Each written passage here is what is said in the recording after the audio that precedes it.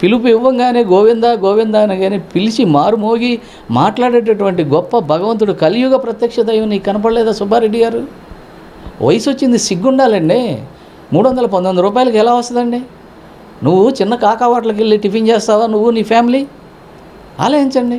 Road పక్కన 20 రూపాయల్లో అయిపోతుందంటే వాళ్ళు ఏం నూనె కలుపుతున్నారు, ఏ విధంగా గారెలేస్తారు, ఏ విధంగా ఇడ్లీ ఇస్తారు, ఎంత మంచి పప్పు తెచ్చి చట్నీ చేయగలరు? ఒక మంచి నూనె ఎంత ఉంది వాళ్ళ? పామాయిల్ ఎంత ఉంది? శనగ నూనె ఎంతండి కేజీ? నువ్వుల నూనె ఎంతండి కేజీ?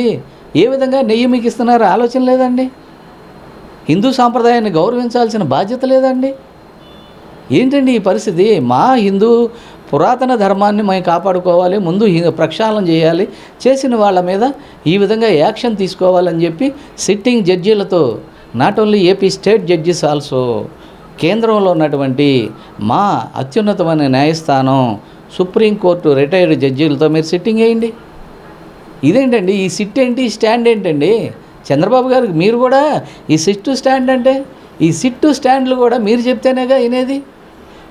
ఒక డ్రిల్ మాస్టర్ చెప్పినట్టు స్టూడెంట్స్ విన్నట్టుగా మీరు చెప్పింది వినాలి కదా. దీని మీద మిత్రపక్షాలుగా లేదు ప్రతిపక్షాలకి నమ్మకం ఉంటుందా? మీరు ఎందుకు సిబిఐ అడగరు? సిబిఐని అడిగినా సిబిఐని కూడా అపహాస్యం చేసింది మీరే కదా.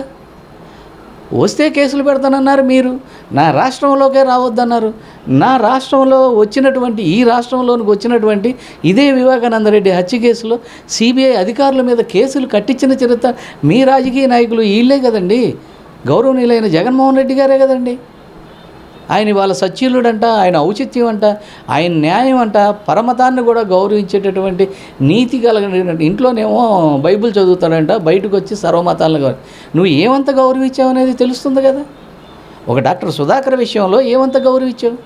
ఒక దళితుడిని చంపి ఇంటికి డెలివరీ ఇచ్చినప్పుడు ఏమంత గౌరవించావు?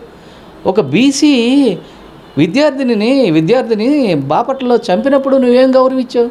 ఎన్ని హత్యలు చేశావు, చేయించావు?